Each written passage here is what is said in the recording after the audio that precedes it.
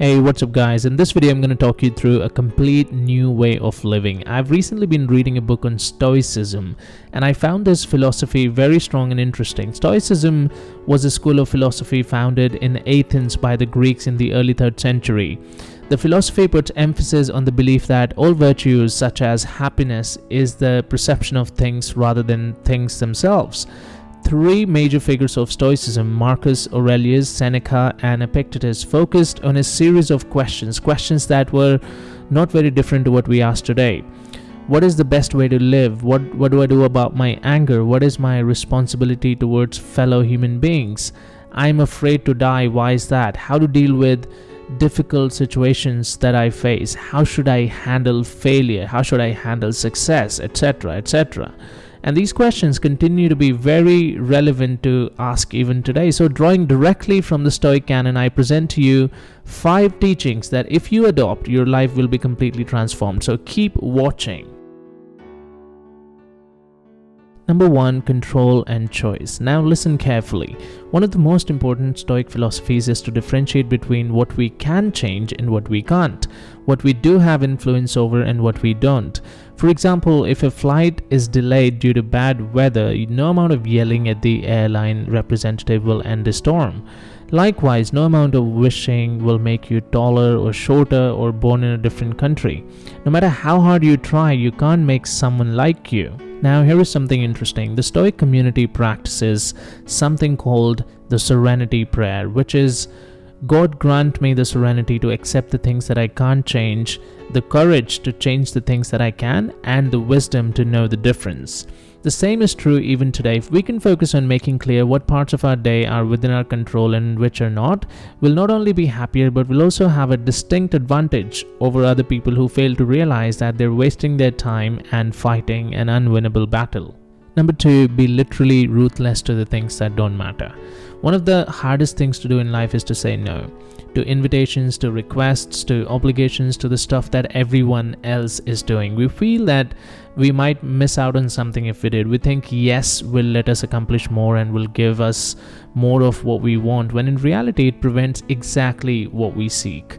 Ironically, we waste precious time doing things we don't like to prove ourselves to people we don't respect and to get things we don't want. This is what Seneca said 2000 years ago, and hear this carefully. Property can be regained, money can be re-earned. Time is our most irreplaceable asset. We can't buy more of it. We cannot get a second of it back. So next time someone is asking for just a little of your time, or you feel the pressures of minor social obligations or the temptations of potential financial gain, remind yourself of this advice from Seneca. Number 3, seeing our addictions, or knowing what you're addicted to. What we consider to be harmless indulgences can easily become full-blown addictions. For example, we start with coffee in the morning and soon enough we can't start the day without it. We check our email because it's part of our job, but soon enough we feel the phantom buzz of the phone in our pocket every few seconds. Addictions vary for all of us. Soda, drugs, complaining, gossip, internet, biting your nails, etc., and the list goes on. These little compulsions chip away our freedom and cloud our clarity. We think we're in control, but are we really? Number 4, keep it simple. You really need to hear this. Each day presents the chance to overthink things. What should I wear? Do they like me? Am I eating well enough? Is my boss happy with me? Sometimes I catch myself overly thinking about what's next for me in life.